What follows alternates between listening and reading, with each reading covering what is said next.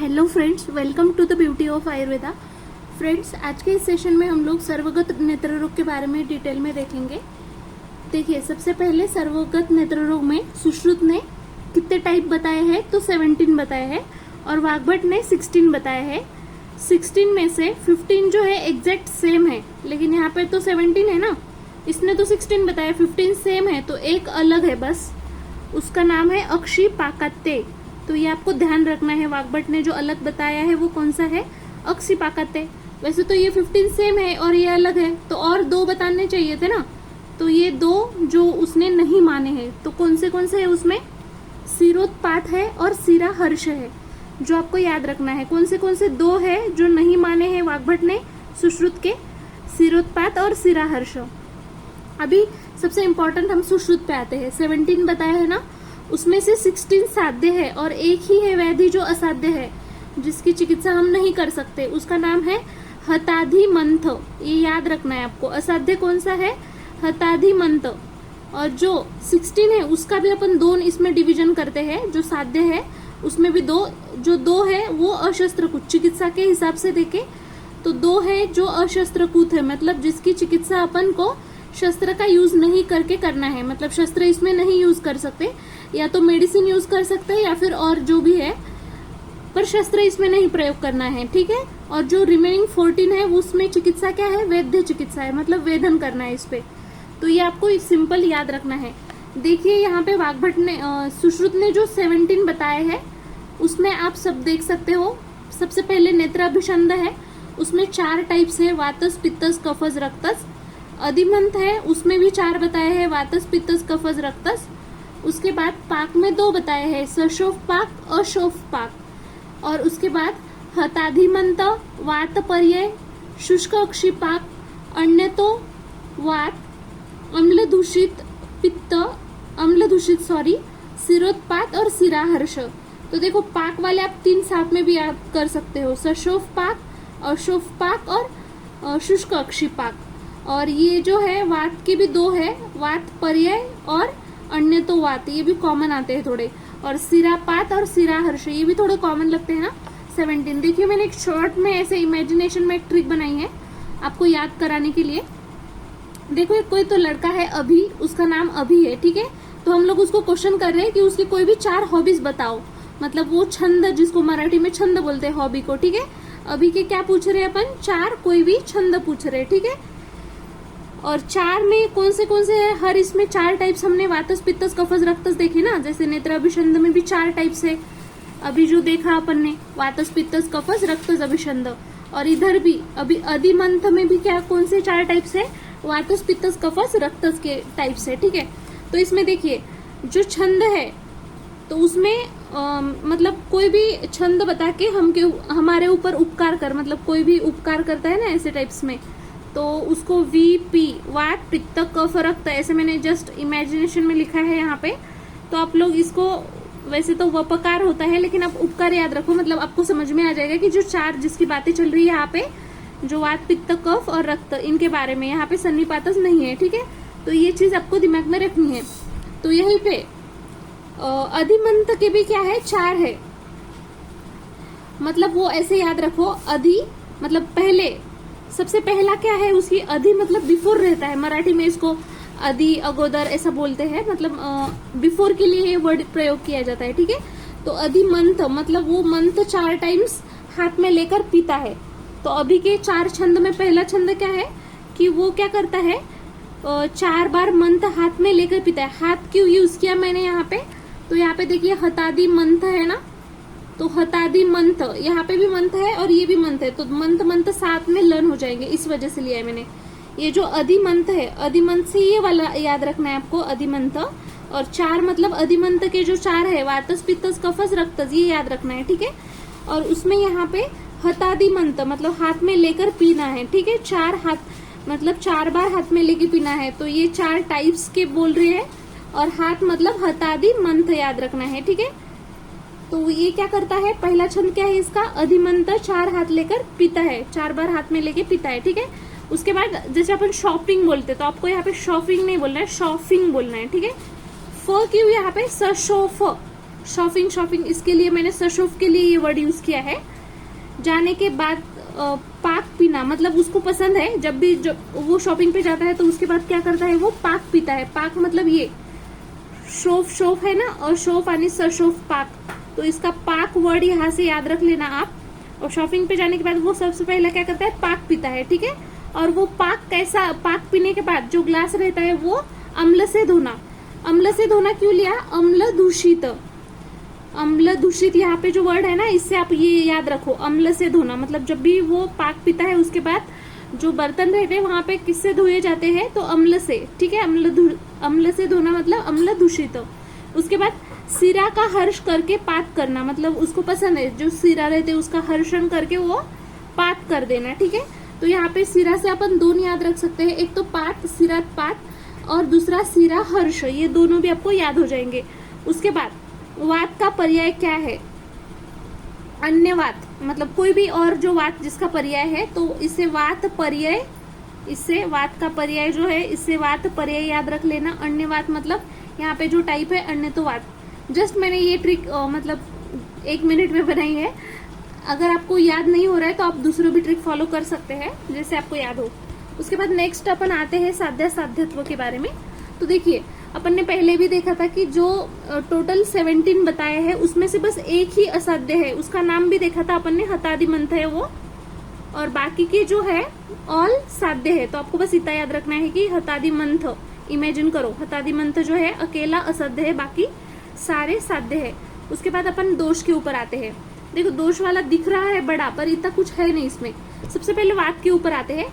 तो वात वाले आपको वात पर्याय अन्य तो वात, इसमें ऑलरेडी वात शब्द आता है तो इसको इमेजिन करने की बिल्कुल जरूरत नहीं है। वात पर्याय अन्य तो वात। और देखिए जो टाइप्स अपन ने देखे, अभिषंद अधिमंत दोनों में भी 4 टाइप्स है, वातस पित्तस कफस वगैरह रक्तस। तो उसमें वातस जो आएगा तो वो इसमें आएगा ना, वातस अभिषंद वातस अधिमंत, ये दोनों भी इसमें आ जाएंगे। तो ये 4 आपको लर्न करने की जरूरत नहीं, बस ये 2 याद रखो आप, हतादिमंत और शुष्क अक्षिपाक। शुष्क हो जाता है वात की वजह से, कुछ भी चीज शुष्क हो जाता है ना, इसकी प्रॉपर्टी रहती है ना रुक्ष शुष्क, तो याद रख लेना शुष्क अक्षिपाक जो है वो भी वात में आएगा। बस हतादिमंत थोड़ा याद रख लेना, ठीक है। यहाँ पे मंथ आ गया ना वातस वाला, तो यहाँ पे भी वात में याद रख लेना, ठीक है। हत हो जाना, वात का हत हो जाना, ठीक है। उसके बाद रक्त, रक्त में याद रख लेना। देखो सिरा में ही तो ब्लड फ्लो होता है ना, तो सिरापात और सिरा हर्ष दोनों भी रक्त में आ जाएंगे इसमें। और फिर रक्त में ये जो नॉर्मल टाइप्स है अभिषंद अधिमंत के, वो रक्त, देखिए ये जो टाइप्स है हर मतलब जो भी उसका नाम है उसमें जाएगा ही जाएगा। जैसे यहाँ पे अपन ने देखा वात में था तो वातस अभिषंद वातस अधिमंत आया, रक्त में है तो रक्तस अभिषंद रक्त अधिमंत, पित्त में भी देखेंगे अपन पित्तस अभिषंद पित्तस अधिमंत ऐसे, ठीक है। तो सिरा वाला तो अपन को याद हो जाएगा, इसमें कुछ लॉजिक है नहीं। पित्त में बस एक याद रखना है, पित्त का रहता है ना अम्ल, अम्ल गुण किसका रहता है, पित्त का रहता है, तो अम्ल दूषित याद रख लेना। इजी है ये वाला, कुछ भी याद रखने की जरूरत नहीं। कफ का भी कुछ याद रखने की जरूरत नहीं, बस कफस वाले ही याद रखना है, कफस नेत्र अभिषंद कफस अधिमंत, ये तो कुछ भी नहीं है। सन्निपात में बस याद रख लेना, पाक वाले सन्निपात में आएंगे। बस यहाँ पे वो थोड़ा कंफ्यूजन हो सकता है कि शुष्क अक्षिपाक जो है वो उसमें भी पाक आता था ना, लेकिन वो किस में चला गया, वात में, क्योंकि शुष्क गुण किसका है, वात का। लेकिन यहाँ पे पाक आया ना, वो सन्निपात। देखिए कितना इजी था, बस यहाँ पे आपको वात का ही याद रखने की जरूरत है, जिसमें भी ये 2 ही याद करना है, हतादिमंत और शुष्क अक्षिपाक। बाकी तो सिरा वाला तो ब्लड का रहता ही है, ये भी पता है, और पित्त का अम्ल भी रहता है, ये भी पता है आपको। कफ का तो नाम में ही है, और सन्निपात बस पाक याद रख लेना। तो सशोफ और अशोफ पाक दोनों भी उसमें ही आ जाएंगे। अभी अपन चिकित्सा के ऊपर आते हैं। देखिए अभी देखा अपन ने चिकित्सा में अशस्त्रकृत जो है, पहले देखा था ना अपन ने 16, तो उसमें भी अपन ने 2 डिवीजन किए थे, 1-2 जो थे अशस्त्रकृत थे और 14 वैद्य थे। 2 कौन से बस अशस्त्रकृत है जिसमें शस्त्र यूज नहीं कर सकते, तो एक है शुष्क अक्षिपाक और दूसरा है अम्ल दूषित। तो ये 2 बस आपको याद रखना है, शुष्क अक्षिपाक और अम्ल दूषित, जिसमें यूज नहीं करते। बाकी सारे में क्या करना है, वैद्य। लेकिन एक देखा था अपन ने जो असाध्य था, जिसमें वेदन भी नहीं कर सकते, कुछ भी नहीं कर सकते, उसका नाम क्या है, हतादिमंथ। तो ये आपको याद रखना है। सबसे पहला जो टाइप है फ्रेंड, नेत्र अभिषंद। बेसिक नेत्र अभिषंद मतलब क्या रहता है, सबसे पहले तो उसकी डेफिनेशन समझ लेते हैं। यहाँ पे देखिए क्या दिया है, प्रायेण सर्वे नयनामयास्तु भवन्ति अभिषंद निमित्त मूलाहा। इसका मतलब क्या है, जितने भी नेत्र रोग है मतलब ऑल नेत्र रोग की यहाँ पे उत्पत्ति जो है वो किसकी वजह से हो रही है, अभिषंध की वजह से। मतलब उसका मूल कौन है, तो अभिषंध, इतना याद रखो बस। मतलब हेतु क्या है इसका, अभिषंध, ये आपको इमेजिन कर लेना है, ठीक है। सबसे पहले अगर मॉडर्न से कोरिलेट करें तो इसको अपन क्या बोलते हैं, कंजक्टिवाइटिस बोलते हैं, कंजक्टिवाइटिस। देखिए अभिषंध को ही क्या बोलते हैं, कंजक्टिवाइटिस बोलते हैं। वो एक टाइप का इन्फ्लामेशन रहता है, कंजक्टिवल जो मेम्ब्रेन रहता है ना उसके ऊपर एक इन्फ्लामेशन रहता है। इसमें जो आई रहता है ना इसको पिंक आई भी बोलते हैं, वो पूरा मतलब हो जाता है। मतलब ये क्यों होता है, इन्फेक्टिव कोई ऑर्गेनिज्म है जैसे बैक्टीरिया है या फिर वायरल है, एलर्जी की वजह से भी हो सकता है, इंजुरी की वजह से भी हो सकता है, मतलब कोई भी सेकेंडरी स्किन डिसीज कोई भी हो सकता है, उसकी वजह से भी हो सकता है। इसमें जो आई रहते हैं ना वो रेडिश और पिंक होते हैं, इसी वजह से ही इसको मतलब पिंक आई भी बोलते हैं। और इसमें क्या क्या दिखेगा अपन को, एक तो रेडनेस दिखेगा आई का, दूसरा वाटरी डिस्चार्ज दिखेगा, पुरुलेंट डिस्चार्ज भी रहेगा उसमें, हेडेक रहेगा, ऑक्यूलर पेन रहेगा, फोटोफोबिया, ब्लरी विजन। और इसके अभी 4 टाइप्स है ना, उसको अपन डिटेल में समझते हैं एक एक को।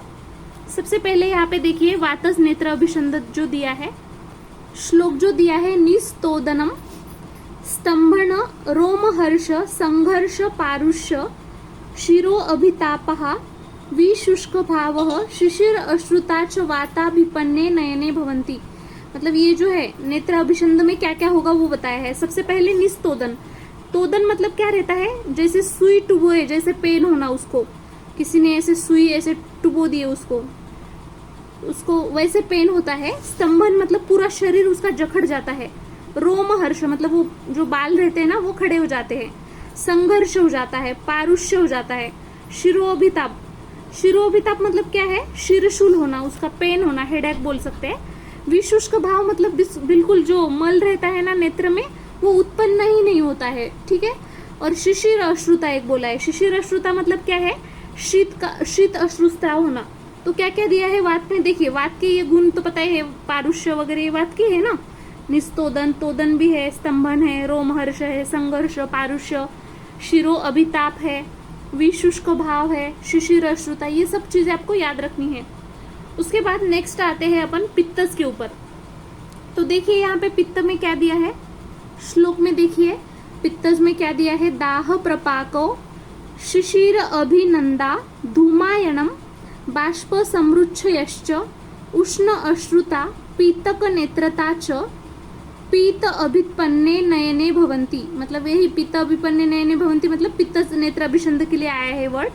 तो देखिए सबसे पहले तो पित्त है तो दाह होगा ही, प्रपाको मतलब पाक निर्मिति होती है, शिशिर अभिनंदा मतलब उसको शीतल पदार्थ खाने की इच्छा होती है, धूमायनम मतलब आंखों से जैसे धूर निकल रहा है ऐसे उसको प्रतीत होता है, बाष्प समृच्छयश्च इसका मतलब क्या है कि उसके नेत्र से बाष्प या फिर अश्रुस्त्राव निकल रहे ऐसा उसको लगता है, उष्ण अश्रुता और जो अश्रु निकलेंगे वो कैसे उष्ण अश्रुस्त्राव जैसे लगेंगे उसको, पीतक नेत्रता मतलब उसके नेत्र कैसे होंगे, पीले पीले दिखेंगे। क्या क्या है देखा, देखिए दाह होता है, पाक होता है, शिशिर की इच्छा होती है, धूमायन होता है, बाष्प समृच्छयश्च मतलब बाष्प निकल रहा है ऐसा लगता है, उष्ण अश्रु निकल रहा है ऐसा प्रतीत होता है, और वो नेत्र कैसे होते हैं, पीत होते हैं। तो ये आपको याद रखना है। उसके बाद अपन अभी कफज नेत्र अभिषंध के ऊपर आते हैं। देखिए यहाँ पे जो श्लोक दिया है, उष्ण अभिनंदा गुरुता अक्षिशोफः कंडूपदेहो शीतता अतिशैत्यम स्त्रावो मुहुर पिछिलम। कफज नेत्र अभिषंध में क्या क्या दिया है, पहले तो उष्ण अभिनंदा मतलब यहाँ पे भी उसको उष्ण पदार्थ की इच्छा होती है, पित्त में उसको शीत की इच्छा हो रही थी लेकिन यहाँ पे उष्ण की इच्छा हो रही है। गुरुता मतलब उसके आंख में जाड्यता लगेगा, मतलब जैसे नेत्र थोड़े से जाड जाड लगेंगे उसको, मतलब हेवी हेवी फील होगा उसको। अक्षी शोफ हो मतलब वो वहां पे शोफ होगा, स्वेलिंग दिखेगी। कंडूप देहो मतलब उसको ईचिंग होगी आंखों में। शीतता अतिशैत्यम, शीतता मतलब श्वेत वर्ण के दिखेंगे उसके आंखें, और श्वेतता शैत्य मतलब क्या रहता है, शीत जैसा प्रतीत होना। स्त्रावो मुहुर पिछलम बार बार उसको कौन सा स्त्राव होगा, पिछिल स्त्राव होगा। क्या क्या दिया, एक तो उष्ण की इच्छा होगी, गुरुता लगेंगे उसके आंख जड़ लगेंगे, अक्षी के ऊपर स्वेलिंग रहेगी, कंडू रहेगा। शीतता मतलब श्वेत वर्ण के रहेंगे। शैत्य मतलब उसको शीत की इच्छा होगी। स्त्राव मुहुर पिछलम, बार बार उसको पिछल स्त्राव दिखेगा, ठीक है। नेक्स्ट अभी आते हैं फ्रेंड अपन रक्तस के ऊपर।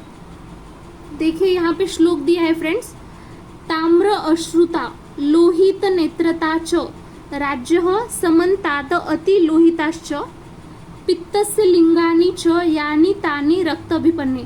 पित्तस्य मतलब क्या है, जो अभी अपन ने पित्तस नेत्र अभिषंद देखा ना, वैसे ही इसके लक्षण दिखते हैं। रक्त आपको पता ही होगा, पित्त और रक्त आश्रय आश्रय भाव रहते हैं, तो दोनों के लक्षण थोड़े सिमिलर ही रहेंगे। इसमें ताम्र अश्रु आएंगे, बाहर जो आएंगे अश्रु वो कैसे रहेंगे, ताम्र। लोहित नेत्रता मतलब उसके आंखें रेड रेड लोहित दिखेंगे, रेडिश, ठीक है। राज्य समन्ताद अति लोहिताश्च मतलब लाल वर्ण की रेखाएं दिखेंगी। समन्तात का अर्थ क्या होता है, सारे साइड में, मतलब चारों भी साइड में जो है रेड वर्ण की वहां पे रेखा उत्पन्न होंगे। और बाकी सारे लक्षण किसके जैसे रहेंगे, पित्तस्य मतलब पित्तस नेत्र अभिषंद के समान ही रहेंगे। अभिषंद में जो श्लोक दिया है फ्रेंड्स, वृद्धेर तैर अभिषंद नरा नाम क्रियावताम तावन्तस्य अधिमन्तः स्युनयने तीव्र वेदना उत्पाट्यत इव अत्यर्थम नेत्रम निर्मथ्यते तथा शिरसो अर्धम च तम विद्यात अधिमंथम स्वलक्षणे ही। देखिए बहुत सिंपल लाइन पहले दी है, वृद्धे तेर अभिषंदम अभिषंदनेर नरा नाम क्रियावताम तावन तस्य अधिमंतः स्युनयने तीव्र वेदना। इसका मतलब सिंपल, इस वर्ड का इतना बड़ा लाइन दिख रहा है लेकिन इसका सिंपल मीनिंग है, जो अभी तक अपन ने अधिमंत देखा, सॉरी अभिषंद देखा था ना, उसकी अगर ज्यादा वृद्धि होती है और उसको अपन ट्रीट भी नहीं कर रहे, वृद्धि भी हो रही है, ट्रीट भी नहीं कर रहे, चिकित्सा भी नहीं कर रहे, तो क्या होगा, उसका कन्वर्जन अधिमंत व्याधि में हो जाता है। वृद्धेर मतलब ये बढ़ गया, तो इसका कन्वर्जन किस में होगा, अधिमंत में होगा, ठीक है। तो यही दिया है। और उसके बाद यहाँ पे तीव्र वेदना होगी, मतलब नयन में और भी तीव्र वेदना होगी, इसका सिंपल मीनिंग है। उत्पाट्यत इवा अत्यर्थः नेत्रम निर्मथ्यते तथा शिरसो अर्धम च। इसका मतलब क्या है, उत्पाट्यत मतलब क्या है, जो नेत्र गोलक रहता है ना, उसको किसी ने बाहर निकाल दिया, इतना पेन उसको होता है, मतलब उसको ऐसा फील होता है कि जैसे उत्पाटन मतलब बाहर निकाल दिया, नेत्र गोलक जो रहता है ना उसको किसी ने बाहर निकाल दिया, ऐसा उसको प्रतीत होता है। इव अत्यर्थम नेत्रम निर्मत्तथे, इसका मतलब क्या है, इव अत्यर्थम नेत्रम निर्मत्तथे, इसका मतलब नेत्र को कोई ऐसे मंथन कर रहा है, जैसे अपन दही बनाते टाइम, दही का जब ये बनाते हैं ताक, तब मंथन करते हैं ना, वैसे ही कोई नेत्र को मंथन कर रहा है, ऐसे उसको फील होता है। और उसके बाद उसको बहुत ज्यादा पेन भी होगा। शिरसो अर्धम च मतलब उसको क्या होगा, आधा सिर दुखता है, मतलब सिर का जो आधा भाग रहता है ना, वहां पे पेन होता है उसको। ये सारे लक्षण इसमें बताए हैं। तो क्या क्या समझे, सबसे पहले एक तो अभिषंद को ट्रीट नहीं किया तो उसका कन्वर्जन हो जाएगा अधिमंथ में। दूसरा चीज क्या देखा, तीव्र उसमें वेदना होगा, और किसी ने नेत्र गोलक को जैसे बाहर निकाल के फेंक दिया ऐसे लगेगा। और उसको क्या बोला, उसके बाद जो नेत्र है उसको कोई मंथन कर रहा है, मंथते दिया है ना, यहाँ पे मंथन कर रहा है, ऐसा फील होगा उसको, पेन होगा। और अर्धा शीर जो रहेगा उसमें पेन होगा उसको। देखिए इसको अगर मॉडर्न से समझना है तो इसको अपन ग्लूकोमा जो रहता है ना उससे कोरिलेट कर सकते हैं। देखिए इसमें क्या रहता है, जो इंट्राओकुलर प्रेशर रहता है ना वो बढ़ जाता है इसमें, और उसकी वजह से क्या होता है, जो फील्ड इफेक्ट रहता है, मतलब ऑप्टिक की एट्रोपी हो जाती है, जिसकी वजह से उसको पूरा ग्रॉस विजुअल लॉस हो जाता है। नॉर्मल कितना रहता है वैसे intraocular pressure 15 to 20 mm of Hg रहता है, लेकिन यहाँ पे बढ़ जाता है ना। और इसमें आपको तो पता ही होगा एक्वस ह्यूमर का जो फ्लो रहता है, सबसे पहले पोस्टीरियर चेम्बर, उसके बाद एंटीरियर चेम्बर रहता है थ्रू द प्यूपिल, उसके बाद आउट ऑफ आई बॉल जो रहता है, डिफरेंट चैनल वहां पे रहते हैं, मतलब जो ट्रेबेकुलर मेशवर्क रहता है उससे होता है। तो यहाँ पे इस चीज में क्या होगा, ग्लूकोमा में जो मतलब ट्रेबेकुलर मेशवर्क रहता है वही ब्लॉक हो जाता है। अब समझिए, अगर ट्रेबेकुलर मेशवर्क अगर ब्लॉक हो गया तो उसकी वजह से क्या होगा, एक तो जो aqueous humour of the eyeball रहता है ना वो उसमें फ्लो ही नहीं हो पाएगा, और इंट्राओकुलर प्रेशर बढ़ते जाएगा फिर, और ये भी उसकी वजह से ऑप्टिक नर्व जो रहते हैं ना वो भी डैमेज हो सकती है, विजुअल लॉस हो सकता है। ठीक है, तो आपको बस सिंपल समझना है ग्लूकोमा से, आप पढ़ भी सकते हो मतलब अदर बुक्स से जो भी है। अभी अपन एक एक टाइप यहाँ पे देखेंगे। सबसे पहले देखते हैं वातस अधिमंथ। देखिए फ्रेंड यहाँ पे जो श्लोक दिया है, नेत्रम उत्पाट्यत इव मथ्यते अर्णिवच्छयत संघर्ष तोद निर्भेद मांस सरब्धम आविलम कुच्चन स्फोटन आत्मान वेपतु व्यथर्नेयुतम शिरसो अर्धश्च एन स्याद अधिमंतः स मारुतात। तो देखो सबसे पहले यहाँ पे क्या दिया है, नेत्रम उत्पाट्यत इव मथ्यते अरणि वच्छयत। इसका मतलब क्या है, यहाँ पे दिया है कि नेत्र में, अपन ने ऊपर भी देखा था ना, वो तो बेसिक था अधिमंत, तो वहां पे अपन ने देखा था ना कि वो मंथन किए जैसे उसको फील होता है, तो यहाँ पे भी होगा, लेकिन किससे, अरणि से, अरणिवत मंथन उसको फील होगा। ठीक है, अरणि से कोई मंथन कर रहा है ऐसे, उत्पाट्यत मतलब उसमें कोई उसको बाहर निकाल रहा है, इतना ज्यादा उसको पेन होगा वहां पे। संघर्ष तोद मतलब संघर्ष होगा, तोद होगा। निर्भेद मास संरब्ध अविलम, इसका मतलब क्या है कि उसको कोई निर्भेद, भेद किससे कर रहा है, जैसे कोई शस्त्र से उसको भेद कर रहा है या फिर विदारण कर रहा है, ऐसे उसको पेन होगा। और जो मांस है, मांस के बारे में क्या दिया है, संरब्ध मतलब जो है मांस, वहां पे शून्य फील होगा उसको, संरब्ध मतलब शून्य मांस फील होगा। और अविलंब बताया है मतलब उसको ढूंढला ढूंढला दिखेगा सब कुछ। कुच्चना स्फोटन आत्मान व्यपतु मतलब उसको स्फोट लगेगा, आत्मान लगेगा, व्यपतु ये सारी चीजें रहेंगी। उसके साथ ही शिरसो अर्धश्च मतलब आधा सिर, अपन ने ऊपर भी देखा था ना शिरसो अर्ध, उसको आधे सिर में पेन होगा। ये सारी चीजें किसमें दिखेगी, मारुतात स्याद अधिमंत मतलब वातज जो अधिमंत है उसमें अपन को ये सब चीजें दिखेगी। उसके बाद अपन पित्तज अभिषंद के ऊपर आते हैं, सॉरी अधिमंत के ऊपर।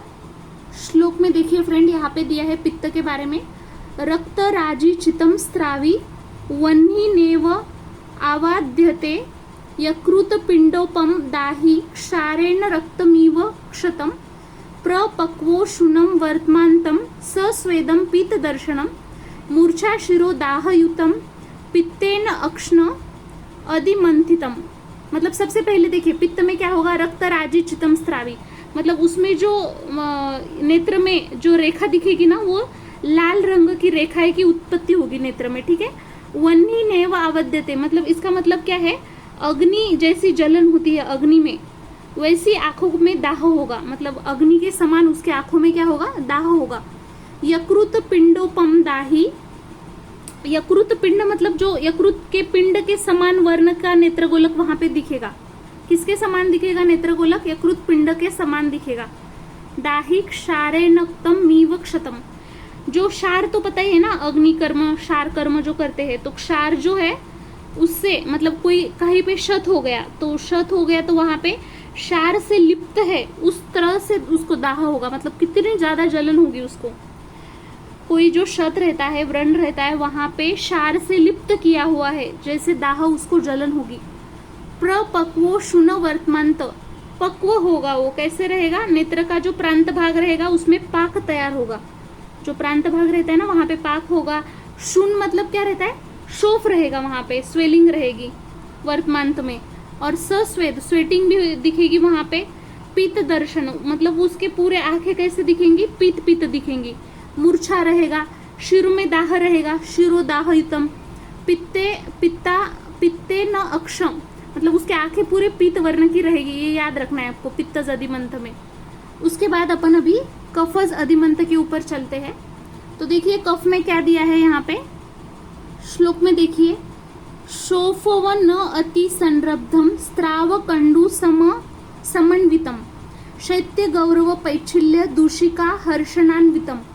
इसका मतलब क्या है, देखिए नेत्र शोफ जो रहता है ना, शोफ स्वेलिंग, उसमें मतलब नॉर्मली क्या दिखता है, जैसे यहाँ पे दिया है न अति संरब्धम स्त्राव कंडु समन्वितम शैत्य गौरव मतलब उसको जो दाह रहता था, लालिमा रहना या फिर जो भी चीजें है वो इसमें नहीं दिखेगी, ये बोल रहा है। कफज अभिमंत में क्या बोला है कि नेत्रशोफ में जैसे दाह, वेदना, लालिमा ये सारी चीजें रहती है ना, तो वो इसमें नहीं रहेगा। कफज अभिषंद जो है ना, इसमें जैसे वहां पे मिलता था अपन को, तो यहाँ पे नहीं मिलता है। इसमें क्या क्या रहेगा, शैत्य गौरव रहेगा, पैच्छिल्य, दूषिका, हर्षान्वितम मतलब दूषिका मतलब क्या रहता है, जो नेत्र में दूषिका, नेत्र दूषिका किसको बोलते हैं अपन मराठी में, तो उसको चिपड़ बोलते हैं, मतलब जो मल रहता है ना नेत्र के अंदर उसी को। वो सारी चीजें रहेंगी। देखिए सबसे इंपॉर्टेंट लाइन यहाँ पे दी है, रूपम पश्यति दुखे न पाशुपूर्णामिव आविलम नासा आत्मान शिरो दुखयुतम श्लेष्म अधिमंथितम। मतलब कफज अधिमंत में और क्या चीजें रहेंगी, उस पेशेंट को रूपम पश्यति मतलब जो भी चीजें रहेंगी, पदार्थ रहेंगे, वो अस्पष्ट दिखेंगे, जैसे ब्लर दिखना, वो सब होगा, ब्लर विजन रहेगा उसका। नासा में आत्मान भी रहेगा, मतलब उसका हेडेक, जो शीर है ना वहां पे भी दुखेगा, मतलब हेडेक भी रहेगा उसको। मल, रोम हर्ष, ये सारी चीजें उसमें रहेंगी। तो ये सारी किसमें थी, कफज अधिमंथ में। थोड़ा सा कंफ्यूजन हो रहा है फ्रेंड, गलती से कभी अभिमंथ बोल दिया, अभिषंद बोल दिया तो आप समझ जाना, क्योंकि यहाँ पे हेडिंग तो आपको दिख रही है, वो एकदम हो जा रहा है, ठीक है। अभी देखो रक्तज अधिमंथ में क्या दिया है, देखिए फ्रेंड श्लोक दिया है, बंधु जीव प्रतिकाशम ताम्यति स्पर्शनम अक्षमम रक्तास्त्रावम स निस्तोदम पश्यत्य अग्नि निभादिशः रक्तम अग्न अरिष्टवच्च कृष्ण भागश्च लक्ष्यते यद दीप्तम रक्त पर्यंत तद रक्तेन अधिमंथितम। देखिए सबसे पहले यहाँ पे दिया है बंधु जीव प्रतिकाशम ताम्यति स्पर्शन अक्षमम। बंधु जीव प्रतिकाशम का क्या मतलब होता है कि जो नेत्र रहेंगे बंधु जीव के प्रमाणे दिखेंगे। बंधु जीव मतलब क्या, जो जपा कुसुम रहता है ना उसके समान लाल वर्ण के दिखेंगे। और यहाँ पे क्या दिया है, स्पर्शन अक्षमम, मतलब उसको जो जब वो नेत्र को स्पर्श करेगा उसके बाद उसको बहुत ही पेन होगा, मतलब वो हाथ नहीं लगाने देगा उसके आंखों को। रक्तास्त्रावम, जो रक्तस्त्राव है वहां पे मतलब जो स्त्राव निकलेगा आंखों से वो कैसा रहेगा, रक्तस्त्राव रहेगा। सनिस्तोदम, वहां पे तोद वेदना रहेगी।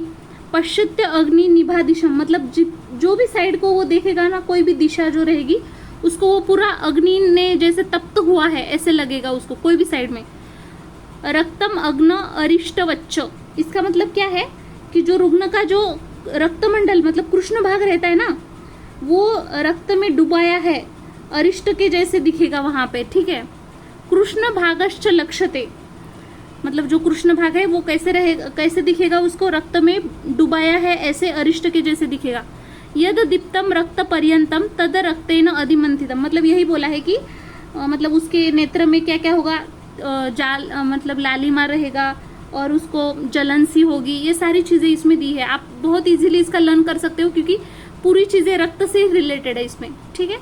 नेक्स्ट अभी देखते हैं पाक के बारे में, चालू करते हैं। अभी पहला है सशोफ पाक, पहला दिया है सशोफ पाक के बारे में। कंडूप देह अश्रुयुक्तम पक्व उदुम्बर सन्निभ दाह सहर्ष ताम्रत्व शोफ निस्तोद गौरवे जुष्टो मुहुर्स्त्रवेच्च उष्णम शीत अम्बु पिछिलम सरभि पच्यते यश्च नेत्रपाक सशोफजः। तो इसमें सबसे पहले क्या क्या होगा वो चीजें दी है। कंडू रहेगा वहां पे, मतलब उसको इचिंग होगी। उपदेह का मतलब क्या रहता है, उपदेह मतलब मल युक्त रहेगा, ठीक है। और वो कैसा दिखेगा, पक्व उदुम्बर सन्निभः, मतलब जो पका हुआ उंबर रहता है ना उदुम्बर, उसके समान पिकलेल्या उंबराच्या प्रमाणे नेत्र दिसतात उसके, मतलब आंखें कैसे दिखेगी, पक्व उंबर जो रहता है ना उसके समान दिखेगी। दाह होगा उसको, सहर्ष रहेगा, ताम्रत्वम मतलब ताम्र आंखें दिखेंगी उसको। शोफ निस्तोद गौरवे, तोद रहेगा, गौरवता रहेगी।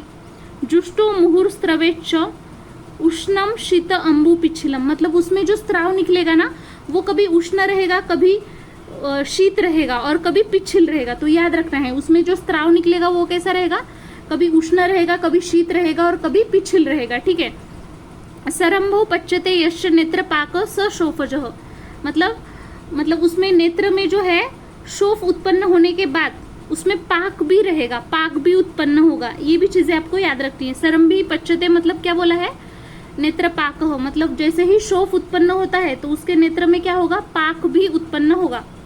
बहुत इजी था फ्रेंड ये। अभी देखते हैं अशोफ पाक के बारे में। देखिए यहाँ पे शोफ हिनानी लिंगानी नेत्र पाके त्व शोफजे, मतलब अभी तक अपन ने ऊपर जो लक्षण देखे थे ना सशोफ के, सेम टू सेम सारे लक्षण रहेंगे अशोफ में, बस एक चीज इसमें नहीं रहती और वो कौन सी है, शोफ हीन।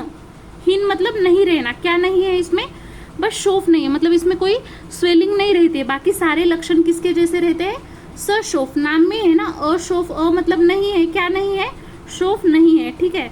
तो इतना तो आपको याद हो जाएगा। अभी देखते हैं अपन हताधिमंत के बारे में।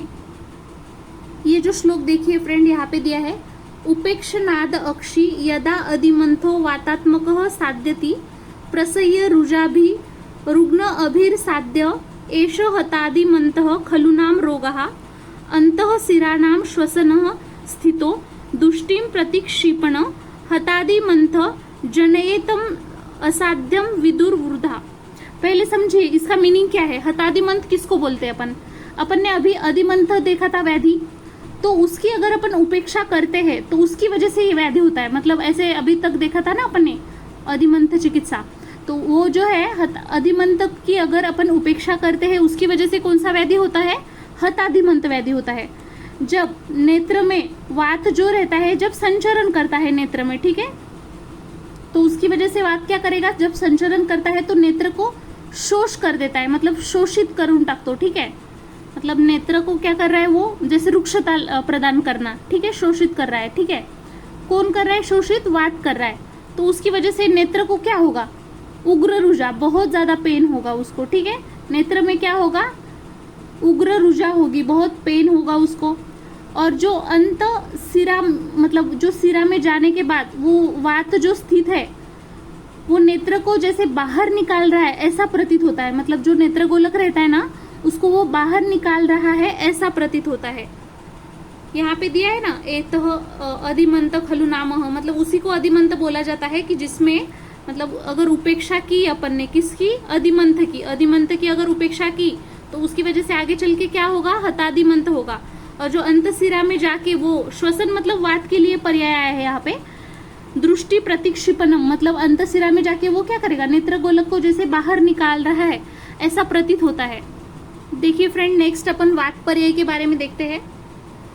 पक्ष्म द्वय अक्षि भ्रूम आश्रितस्तु यत्र अनिलः संचरति प्रदुष्टः पर्यायश्च अपि रुजः करोति तम वात पर्यायम उदाहरन्ति। मतलब यहाँ पे दिया है कि वात पर्याय का क्या मतलब है। जब अभी नाम में है वात, तो इसमें सबसे डोमिनेटिंग कौन है, वात है। जिस रोग में वात क्या करेगा, पक्ष्म, यहाँ पे दिया है ना पक्ष्म, अक्षि और भ्रू, मतलब दो पक्ष्म दो अक्षि और भ्रू में जाके स्थान संश्रय करेगा। पहले क्या करेगा, स्थान संश्रय। संचरति प्रदुष्टा, जब वो संचरण करता है तो उस टाइम पे क्या करेगा, रुजा करेगा। मतलब सिंपल लैंग्वेज में बोले तो जहाँ पे स्थान संश्रय करेगा वहीं पे पेन उत्पन्न करेगा।